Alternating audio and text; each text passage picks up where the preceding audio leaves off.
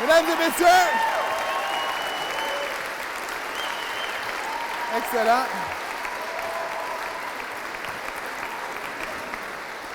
Aux premières loges, mesdames et messieurs, notre organiste ce matin, merci, c'était extraordinaire. Vous m'entendez bien, tout le monde? Non? Faut que je parle par en arrière, par en avant. Vous m'entendez bien, tout le monde? And on that, I'm going to switch to English because this morning's conference is going to be in English. Justin Kingsley is our man.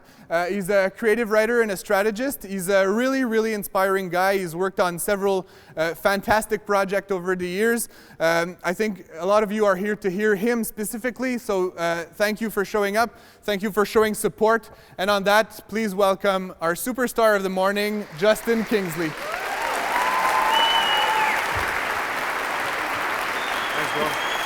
Appreciate it. Take care. Merci.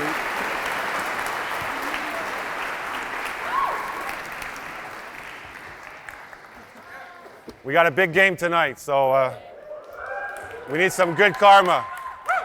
Good morning. That was pretty good. Usually you have to do that twice.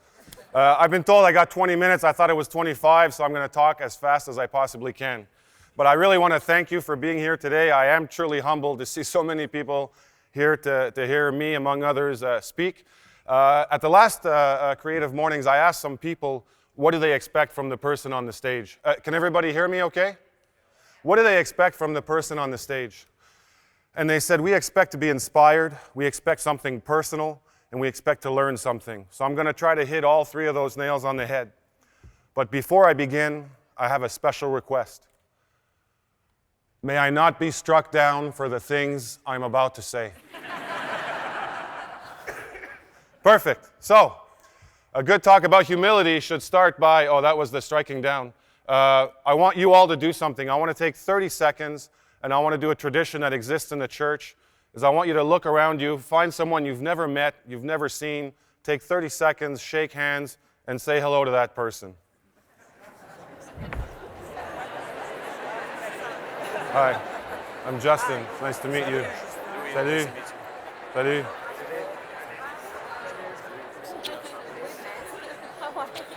Ça va? Merci d'être là. Oh.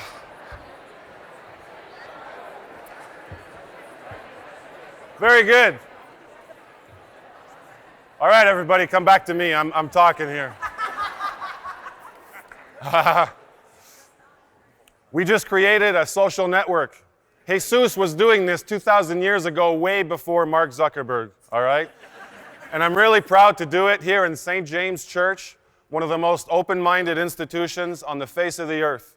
Right where I'm standing, gay people come here and have the right to get married and express their love. You can be any faith you want to be in this building because these people realize there's only one religion, but it comes in dozens and dozens of versions. And I think that's pretty cool. So thanks to the St. James Church people, wherever you are, for letting us come here today. Yeah. All right. So, let me begin by telling you a little bit about myself. My goal has always been to measure myself against the very best people in the world in any chosen field. I started in journalism and I worked at the Canadian Press. I covered sports. And I went to the Nagano Olympics, the greatest Olympics I've ever seen. I've been to half a dozen of them. And I broke the biggest story in the world about Ross Rebliati losing his gold medal because he had smoked marijuana. First guy in the world. And then a few months after that, I realized journalism isn't for me. I wasn't born to talk about what other people are doing. I need to do stuff. And I also find there's so much negativity in the media today that I can't be part of it because I'm too positive a person, or I'm trying to be too positive a person. So I spent 2 years on a buddy's sofa. I worked at Unamas as a busboy. Unamas was a bar in Toronto, and I emptied ashtrays and picked up empty glasses. It was quite a fall. You want to talk about humility? That's humility. And I learned photography during those years. And then I went to Parliament Hill, and I became Chief of Media Relations for the Government of Canada. And I applied for this job, and I was the only person who applied, and I found out why. That's how I got that job. Because the sponsorship scandal was about to break, and everybody except for me knew it. But I came out unscathed. And that led to the Prime Minister's Office of Canada, where I worked for the Right Honourable Paul Martin for a year. But I quickly realized politics isn't right for a guy like me either, because I don't like to bullshit people, and I don't like to lie to people. And so I went on, and I left, and I joined Cossette, and I thank you, Cossette, for making this possible. Worked at Bleu, Blanc, Rouge, and then Sid Lee as a partner. In between there, I went to Europe to support my wife, who is one of the most awesomest basketball players you'll ever see play. And so I took a year off, and I went to be a hoop wife, which was awesome. And I've been very lucky to be working with great people in all those different places. And then a year and a half ago, I quit, I left, and I went on my own. And it's because this is what I want to become. I want to become a modern version of a Renaissance man. When I said this to Francis, he said, "Oh, you should start with that." And I went, okay, so that's what I'm going to do. I'm trying to become one of the best multimedia storytellers in the world, and that's my goal. And people laugh at me sometimes. I want to get on Jimmy Fallon. I don't know how I'm going to get there, but that's how I think. I think if I do things right, and within a few years, I'm going to be up there on Jimmy Fallon, and he's going to pie me in the face. I'm going to be the happiest guy in the world. But so to get prepared for today, I started talking about, with my friends, my family, that I was going to give a talk on humility. And this is how they reacted. Every single one of them, including my parents, Jean-Pierre and Suzanne. Only one who didn't laugh was Al Pacino. He's a very serious person. But I quickly realized that I don't know shit about humility. If I knew, these people wouldn't be laughing. So I did what I always do when I don't know something about a subject. I did a little research. Whoops. There. I did a little research, and I looked up what humility is all about. And this is what I found. The first thing I found is the act of lowering oneself in relation to others. Well, you know what? No thanks. If that's what humility is, I'm not interested in it. And I don't think you should be interested in it either. I think that's an old concept for past times in a church probably that looked a lot like this one, but didn't feel at all like the one we're in today. Then I thought I saw a clear perspective for one's place in context. Who the hell wants a clear perspective? How the hell am I going to get on Jimmy Fallon if I have a clear perspective on my own talents? I got a dream. We all have to have dreams that people laugh at, and if we don't, we're wasting our time. So screw that. Wanting to be more like J.K. Oh, how did that get in there? Acceptance of one's defects. Now we're starting to talk about something. The smartest thing I ever did was realize how stupid I am, how ignorant I am. First year university, first essay I wrote, I thought was awesome. It was a story about Patrick Aymon, the guy who sat next to me in class. I got a D-. The professor wrote, "Who do you think you are? Are you a psychic predictor?" I took that paper and I pinned it on the door next to the door I walked through every day to go to school, so that every single day I would be reminded of how stupid I was and how pretentious I'd been. I put a chip on my shoulder. And that's when life started getting interested, because I started facing my own ignorance and being comfortable with being ignorant. Once you realize that, then learning becomes awesome. You become curious. The Latin word for humility is humilis, Latin for grounded, literally from the earth. And that got me thinking about my grade 13 teacher, Gordon Hurd. Gordon Hurd wasn't the most popular professor, but I liked him because he let me debate with him in class, even though I had no idea what I was talking about. And one day he made us write a paper, and the theme was, "A truly free man knows how to dream and how to invent life." And that day my life changed, because I started thinking about my dreams. I showed you that picture of me earlier for the halves. Did I show you that picture yet? Are we there? Yeah. So I'm all over the place. Too much caffeine. A truly free man knows how to dream and how to invent life. I'm not going to play for the Montreal Canadiens. That would be a stupid dream for a guy I'm 44 years old. I can't hardly skate. But I can be part of the team. I can be a creative consultant, which is one of the things I'm doing now, and help build that team, the brand globally, help connect with it, help reconnect the spirits and the ghosts who are pissed off that we left the Forum for the Bell Center, okay? So they'll forgive us. So they'll put another curve on some Marty McSorley's stick, so that some moron like Don Cherry will send too many men out on the ice, so that we're going to build karma for our brand and bring a 25th Stanley Cup to Montreal. That's how I know how to dream. Yes, yes. Thank you. Hey, okay. Let's do one, go Habs, go. Just one. Okay, I'm going to cue you. Just one. Okay? On 3, stand up. Everybody stand up. Come on, let's do this. On 3, we're going to do a go Habs, go. All right, I want to hear you. 1, 2, 3. Go Habs, go! Oh, man, that's awesome. Look, the hairs are standing. It's amazing. Thank you. So that's what I believe I can do. That's the role I'm playing. All right? Hi, Sarah. Nice to see you. Looking through the same yearbook, I found this picture. It's just for all my hipster friends out there. You didn't invent this hairstyle. This is 1989. So get over it. You're cool, but you didn't invent it. You didn't invent the beard. I love you. We're good. Moving on. So, I want to talk to you about my projects because you want to know what humility is to me. The greatest form of humility is to take your talent and put it in the service of other people.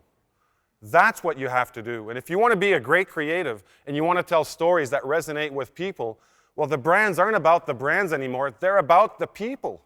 The stories have to be about the person who's consuming that content. So here we have Andre Zoom Anderson. It's a picture of him smiling. It says, "That's me on a good day." We put him as a major face of the London Olympic campaign we did for Adidas when I worked at Sidley, and thank you, Bertrand, for letting me be part of that team.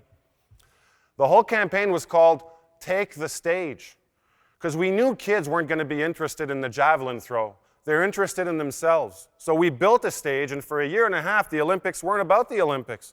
They were about London kids, 32 of them. And then we built a whole campaign around them. And then so they would see themselves in that Olympic campaign. It won Best Campaign of the Olympics. Adidas broke sales records with this kind of thing. It was a win-win situation. It worked. Second one, this year I just finished writing a show called 24CH about the Montreal Canadiens. I don't know anything about hockey. I told them when they offered me the job, I said, I want to write a story about the people around the Montreal Canadiens. We went to Winnipeg with Dale Weiss and his wife. We saw them learn the sex of their baby.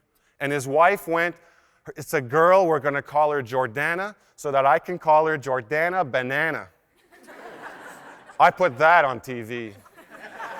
Because that's what the fans want. They want to learn, who are these players? What makes them tick? I tell people my show is popcorn with real butter. It's not bad for you. It's a nice, delicious treat when you want to get ready for the game. Vancouver Olympics, I wrote with Bleu, Blanc, Rouge, Gaétan Nemourek. We developed the slogan of those games, the whole communications vision. The slogan was, "With glowing hearts, des plus brillants exploits." That wasn't about the Olympics, it was about Canadians. Because we had hosted 2 Olympics before, Montreal, remember those, and Calgary. At both those Olympic Games, we didn't win a gold medal. The only country in the world to host an Olympics, and we didn't win a gold medal. And we did it twice. I love the Olympics. I'm a historian, a buff of Olympic history. I've got friends here who have been with the Olympic movement, who have walked in the opening ceremonies right over there. We're rank sentimentalists about the Olympics. And 2 years before those games, we had a feeling that we were going to hear our anthem played at our Olympics. But I'll tell you, no one was more relieved than me to see Alex Bilodeau come down that hill and win a gold medal on our soil and hear the song. We developed for George Lucas, Montreal company, X3, an exhibition called Star Wars Identities. It's not about Star Wars. It's about what happens to you when you go through the exhibition. You find out about yourself and which characters you most resemble. That's what people love. They come out and they go, oh, I'm 6% this, I'm 94% Yoda. George Lucas asked me, who's the guy who got 6% Palpatine? And I had to put my hand up. I wrote a book about Georges St-Pierre. You'll notice my name's not on the cover. It's on page 5. That's a bit of humility, and I don't mind, because my dad said everyone who needs to know is going to know. So I'm telling you today, but I'm unbelievably proud. Hey. It's called The Way of the Fight. It's not a biography of Georges St-Pierre. It's the story of the greatest lessons of his life, so that when you read the book, you learn from his lessons. That's one of the great things you learn from a guy like Georges, is you learn from his mistakes. Unbelievable.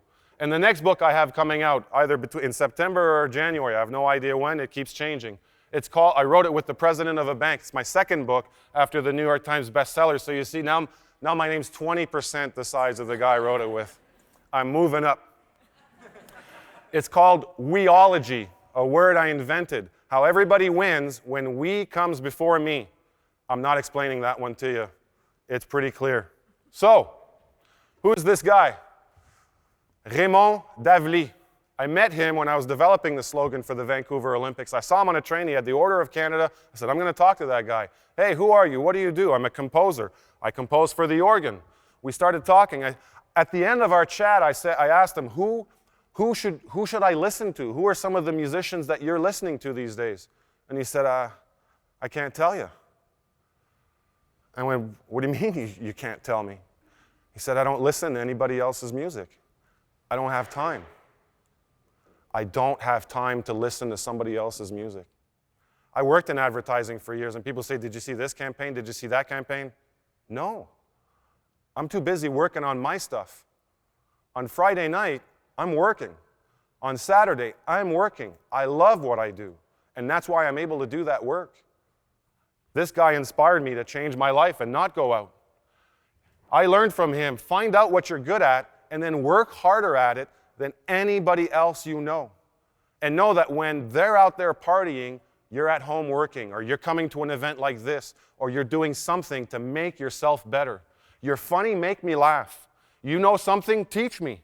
You're inspirational, then move my butt. But do something that I'm going to feel. Do something that you're going to feel. Because passion is contagious. All the time I get, you're so passionate. When I pitched that slogan for the Olympic Games, a woman came up to me after and said, you should run for Prime Minister. I laughed so hard, I pulled a muscle in my chest. This is a reflection of me, of me and my computer. It's a picture I took because I came face to face with my own ignorance, with who I really am, and I asked myself the tough questions. What are you good at? What do you suck at? I suck at art direction. I suck at graphic design. Francis made this about 400% better than it was yesterday because there were pixels, apparently, whatever those things are, all over the presentation. I learned to be honest with myself. That's important because honesty takes courage. You're scared to be honest with yourself. You're scared to admit that you suck at something. Well, I love admitting that I suck at something because then I find somebody else who's good at it and we become a team. JFK said, there are risks and costs to a program of action, but they are far outweighed by the long-term risks and costs of comfortable inaction. That's why I get some of the jobs, some of the mandates I get. My job number one is not to be friends, not to be liked. I want to be liked. I want to be friends with the people where I work. But someone's got to make decisions. Someone's got to make unpopular calls. I'm prepared to play that role. We have to understand what roles we play. It's a team. Everybody on the team has a role. And sometimes you're the person spinning the wheel, and sometimes you're the person waiting with the receptacle. It doesn't matter because there are no small roles. There are just small actors. Hey, pretty good, eh? Like I've been working on that timing. My grade 9 theater teacher told me that line. I've never forgotten it. Sometimes you're the person calling the shots. Sometimes you're not. Play your role to the fullest. I'm going to explain to you why. I asked George, this is a shot from a photo exhibition I'm going to be launching hopefully in November of shots I did of George. And so I asked him last week, George, what do you think of humility? And he said, I want you to quote me. Humility is a cover. It's a fake. It's something that people do in the right society to come off the right way. And I went, oh, thanks. Good. He goes, no, I'm not done. He goes, when I walk into the octagon, I don't have any doubts. I'm an unstoppable machine. I'm going to kick that guy's ass. That's what's in my head. And if you've seen George do the big walk up to the octagon, there's a guy who's taller and bigger than me named Christoph with more tattoos and angrier and tough, and he's screaming into George's ears. He's telling him, you're going to destroy that guy. You're an unstoppable force of nature. Well, if that applies to the greatest mixed martial artist of all time, why wouldn't I learn from that? Why wouldn't I have this self-belief? Why wouldn't you? Why not believe in the power that you have? This is George. If I knew how to put a video and embed it in a presentation, this would be George telling you how amazing I am. Because George surrounds himself with the very best people in areas where he's weak. He loves what you know that he doesn't know. He said to me one day, hey, you got to try this new food I tried, guacamole. I'm like, bro, man, guacamole's been around. He goes, oh, it's amazing, good cholesterol. And we talked about guacamole for half an hour because he had just discovered it. Doesn't care. I don't know stuff all the time, don't care. 4 words that are a lot better than humility. Equality. Why can't we just all be equal? The only time you realize that men and women aren't equal is when you watch the woman you love more than anything in the world give birth. And that's when you realize how inferior men are to women. Do we have Aretha fans in the room? R-E-S-P-E-C-T. Okay, we're going to try it again. We're going to try it again. Take 2. R-E-S-P-E-C-T. R-E-S-P-E-C-T. No, find out what it means to me. Come on. What's the best way to earn a person's respect? It's to give it. Start by giving that person your respect, and then it's amazing what you get in return. Love. The most important part of my presentation today is that word. And it's not necessarily about loving other people. It's actually about loving yourself. The biggest problem I have with the people where I work and the people in my life is I find they don't love themselves enough. Because when you love what you do and you love what you're good at and you're proud of it, something miraculous happens. You're not insecure anymore. Watch it, Francis. Are you all right, buddy? It's the power of the jacket. When you love someone, okay, when you love yourself, your insecurities go away. You're not threatened by that other person. When that other person says something brilliant, instead of feeling threatened by that person's idea and wanting to destroy it, you go, wow, let me bounce. Let me bounce on that idea. I love bouncers. Then you can start loving other people. But you can't love other people if you don't love yourself, and you can't be properly loved if you don't love yourself first. You have to be realistic about that love. Know how to dream and invent life. But that's the biggest problem, is people's insecurities facing others. So why not just love everybody? That's the way I feel about it. And truth. Be honest with yourself and be honest with others, but know what to expect. I may not be the best person to ask if your ass looks fat in those jeans, because I'm going to tell you the truth. Humility may be dead, but long live humility. This is the part about the personal story. That's my first nickname, Jermies, grade 2. I was the reject. I was the loser. I've never told this story to anybody, so forgive me if I get a little, I'm going to try to focus, okay? Linda knows, and I don't even think my parents know, but I was that kid. I didn't have a lot of friends. There was Roxanne and Véronique who were nice to me, I think, when nobody else was around. So something wonderful happened, is I spent all this time alone. And I developed my imagination. I learned how to invent stories with my Lego and my little soldiers. I learned how to do handstands on my own. And then I discovered something beautiful. The last day I lived in Orleans, Ontario, they tied me to the post. They were playing a game. I knew it was they were fooling me, but I played anyway because I wanted so bad to be accepted by these kids. And they tied me to that post, and then they left me there for about an hour. It was a day a little bit colder than today. And then when I started getting out of those ropes finally, they came out of the house. And they got so angry at me that they kicked me into the ditch. And then the next week I was moving to the big city of Ottawa, so I went back to that kid's house and I wanted to beat him up. And I couldn't do it because I'm a good person and I'm not going to let those people win. I'm going to thank them for tying me to the whipping post, because without those jerks, I wouldn't be standing, I think, where I'm standing today talking to you about these things, and I wouldn't have that chip on my shoulder that makes me just want to be liked and respected and cared for and told, you're a good person. So I want to thank those people for all the things you've done for me. Yeah. Yeah, sorry. Woo. You're trying to do stuff now? Something miraculous happens when people make you feel like you're different, like you're a worthless piece of feces, is you start feeling like you're different.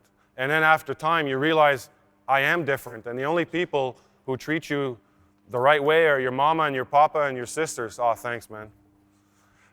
Excuse me. And then as time goes by, you realize, I like being different. And then when you go to school, people realize you're different, and you get a job, and you turn your different into a full-time, well-paying occupation. And one day you're standing on a stage and you realize you turned that piece of feces, that turd, into a delicious O. Henry bar. Cat Stevens, now Yusuf Islam, he saved my life. His music and his words saved my life because I learned the lyrics to every one of his songs because he sings about possibility and positivity. You've got so much to say what you mean what you think, and think anything. Why not?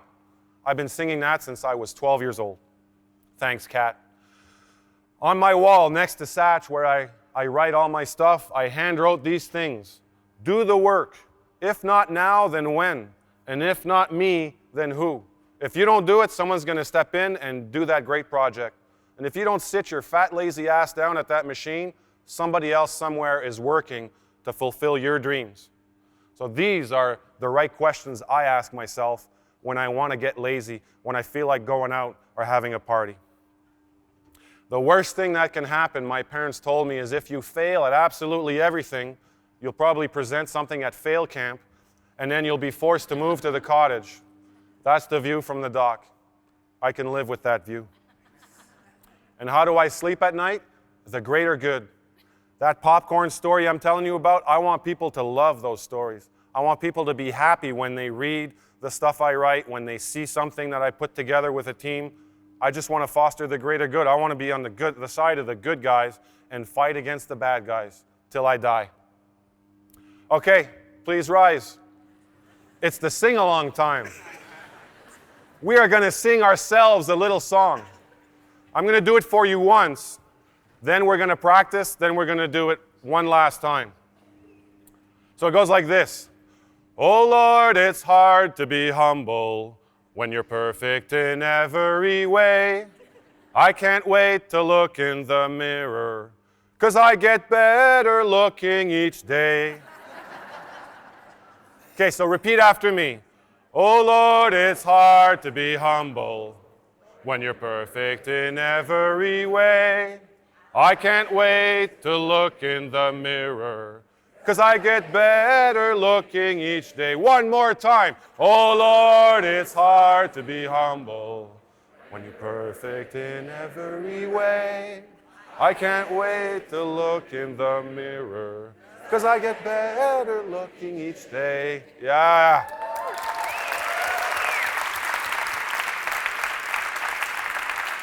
You may sit if you like. That song's very important. I wanted us to sing it for all of us, but I wanted you to know where my humility comes from. My father, Jean-Pierre, built the Ottawa General Hospital in 1979. He was the CEO. And when he announced he was leaving to go work in the federal government to be a public servant, 1,000 of his employees threw him a party, and that's the song they sang for him. He delivered that hospital 6 months ahead of schedule and under budget. And they played that song with a picture of him as a baby. Hopefully I have 1/10 the good stuff that my dad's got, and maybe 2 or 3/10 my mother, but we'll talk about that another day. The whole key is, what's your North Star? What are you aiming for? Me, it's Jimmy and the greatest multimedia storytelling there can be. What's your goal? One of the things you're going to have to learn when you decide you're going for it, you're going to have to learn to say sorry. Sometimes I'm told you should go apologize to that person for the way you were in that meeting. I don't even know why. I don't even remember the meeting. I'm on a different place. But you go and you say, I'm really sorry. And then you smile, you shake hands, you give a hug, and you move on. 3 more things I want to say in conclusion before if there's any time left for questions. If people aren't laughing at your dreams, you're probably not aiming high enough. Elicit some of that laughter. I'm used to it. It gets fun after a while. I just want you to know what a great pleasure it's been for you to hear me speak today. And I want to ask you, O Lord, to forgive the little jokes on thee, and I'll forgive the great big one on me. And that's everything I have to say about humility today. Thank you very much for being here. Thank you. Thank you. Let's see.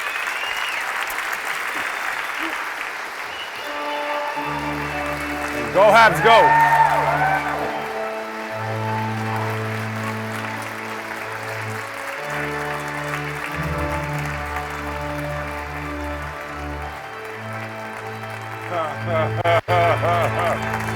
Playing my song.